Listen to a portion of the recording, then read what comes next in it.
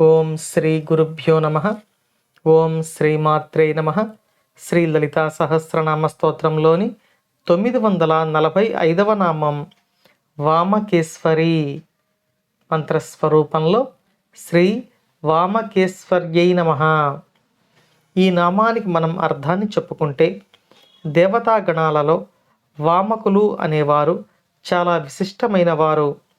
ఈ వామకుల చేత ఆరాధించబడి వారికి శక్తి ప్రసాదించి ఈ సృష్టి కార్యాన్ని సక్రమంగా నిర్వహించేందుకు ఆజ్ఞలను ఇచ్చే పరమేశ్వరి ఈ నామంలో వామకేశ్వరి అని కీర్తించబడుతోంది. అంటే వామకులు అనే దేవగణముల చేత ఆరాధించబడే పరమేశ్వరి వామకేశ్వరి అని ఈ నామంలో వసిన్యాది వాగ్దేవతలు మనకు తెలియచేస్తున్నారు. ఇక మరో అర్థంలో మన యొక్క తంత్రశాస్త్రాలలో వామకేశ్వర తంత్రం చాలా ముఖ్యమైనది. ఈ వామకేశ్వర తంత్రం ప్రధానంగా త్రిపుర సుందరిని ఆరాధిస్తుంది. ఇది శ్రీ విద్యా సంప్రదాయంలో అత్యంత ముఖ్యమైన తంత్రాలలో ఒకటి. త్రిపుర సుందరి ఆది పరాశక్తి స్వరూపం, సృష్టికి మూలమైన శక్తిగా పరిగణించబడుతోంది. వామకేశ్వర తంత్రం యొక్క రెండవ భాగం యోగిని హృదయం. ఇది శ్రీచక్రం, త్రిపుర సుందరి పూజ విధానాల గురించి వివరిస్తుంది.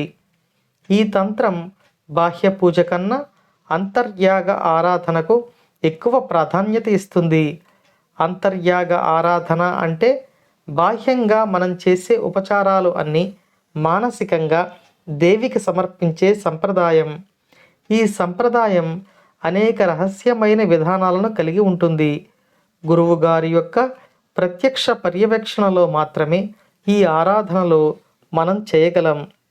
అలా వామకేశ్వర తంత్రం ఏ శక్తిని ఆరాధిస్తుందో ఆ శక్తి వామకేశ్వరి అని ఈ నామంలో వసిన్యాది వాగ్దేవతల చేత కీర్తించబడుతోంది.